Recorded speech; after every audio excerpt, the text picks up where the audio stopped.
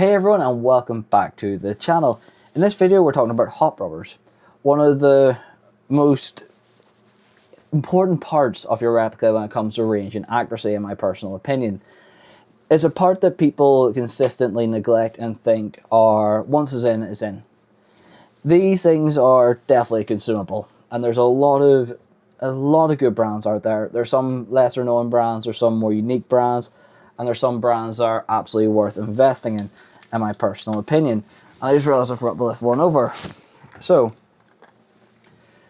the world of hop rubbers is a massive place. You have things from 4UAD, Maple Leaf, Unicorn, Prometheus, Modify, G&G. There is loads out there.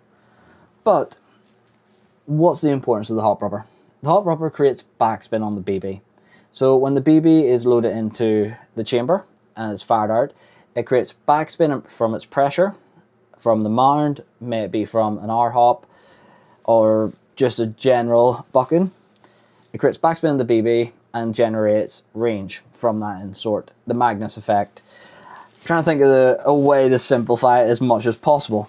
So, hop rubbers come in many different shapes and designs. Some of the old trustworthies and the old school Prometheus purple, which I'm personally still a fan of Prometheus purple, to the flat hops, the Prometheus blue, to the renowned Maple Leaf Mr. hops, same as their lovely gas rubbers, and these are absolutely outstanding.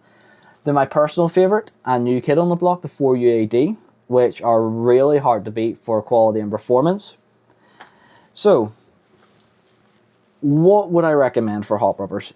Hop rubbers usually need to tailor to your build. So anything under 1 joule, I'd highly recommend sticking to 50 to 60 degrees. Any higher than that there, you then start going into the aspect of joule creep. Will it hop? Will the actual piston be able to generate enough pressure behind the BB for it to work correctly? Is it going to cause feeding issues?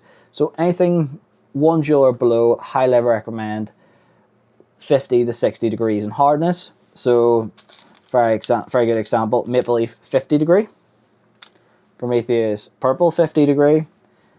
The blue is a flat hop to 60, I believe it said on the case, or something as simple as, sorry, I shouldn't say as simple as that, that's a 75 degree. As simple as the 4UAD, which is 60 degree hop rubber. So, anything between 1 to 2 joules, realistically you can go from even 50 up to about 65 or 70, 2 joules plus, 75, 80 degrees even, which is absolutely insane. But there is brands out there that make it. For example, this is a 75 degree Maple Leaf Mr. hop. It is possible to still use a lower joule rating. It's just a lot more temperamental and may cause feeding issues, may cause jams, may cause misfires, simply because the rubber's it just grips the BB too much and there's not enough air pressure coming out to make the BB fire. So, the next important part of the rubbers are these finicky wee buggers. So the tensioner is one of the most important parts. It essentially creates pressure on the mound through your adjustment, and that allows you to generate the backspin. So ironically speaking, one of the best nubs you can get is the back, like the wee inkwell from a biro pen. They're absolutely are bloody standing. Just snip a bit off and it works if you're ever in a pinch. But out of the box, if you're looking for a simple nub to upgrade to, the Omega tensioner from Maple Leaf is very good. Now, if you're wanting to go flat hops, it's hard to beat the Prometheus flat hops, especially the fact you get both hard and soft flat hops, which I thought was quite interesting for them to do. You also have other options such as Modify, who make excellent hop rubbers as well. So the next thing I want to go on to as well on this is compatibility. Before I make this video too long, I want to try and keep it short. The hop rubbers that you have are compatible with not every gun and every replica out there.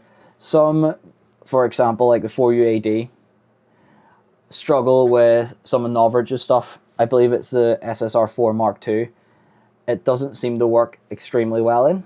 It also seems to struggle anything past 25 RPS, or something like the Maple Leaf will work perfectly in it due to the nozzle length fitting perfectly with it, or something similar to potentially a Prometheus in like a G&G or TM, that type of thing. So there is that aspect of compatibility. So simply upgrading the hop rubber isn't the be all end all.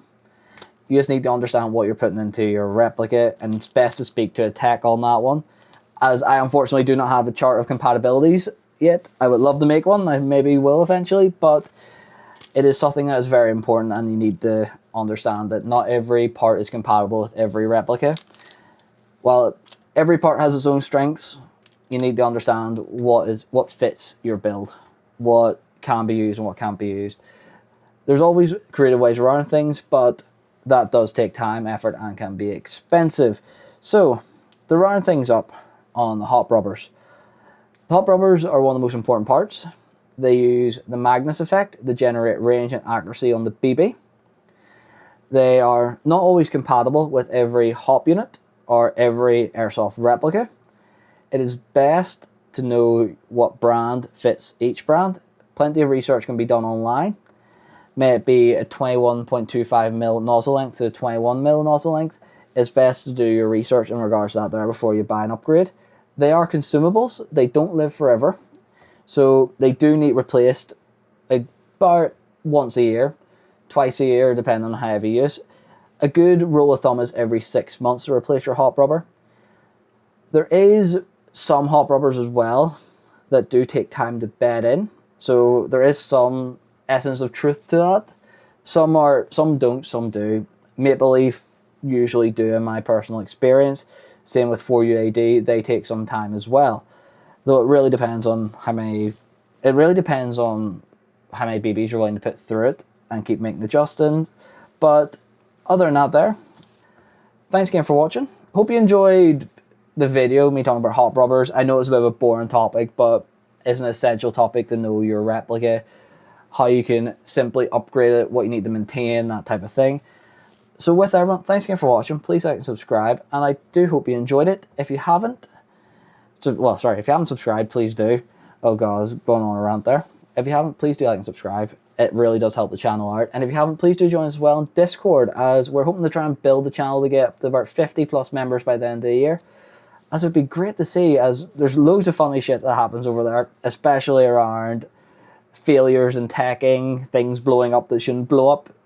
It's all a good bit of fun, everyone's lovely, and with everyone, thanks again for watching.